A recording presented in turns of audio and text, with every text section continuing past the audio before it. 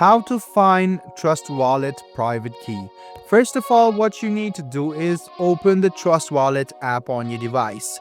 After you open the Trust Wallet app, you can find your wallet key or private key quite easily. Go ahead and tap on the main wallet option on the top. After you have done that, go ahead and tap on the three dots on the top right hand side. Now, what you need to do is tap on manual to see the phrase or backup or private key. Go ahead and tap on manual and then tap on continue after you have clicked on these two boxes. Go ahead and tap on continue afterwards. You can then see your secret phrase or your private key.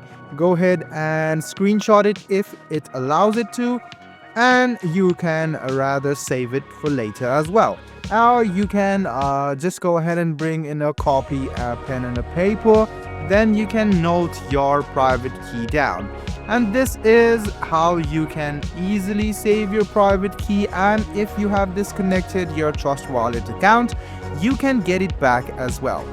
So this is how easy it is to find your Trust Wallet private key. I hope this video was helpful for you.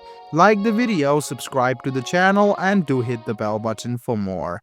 Hope to see you in the next video as well. Until then, goodbye and take care.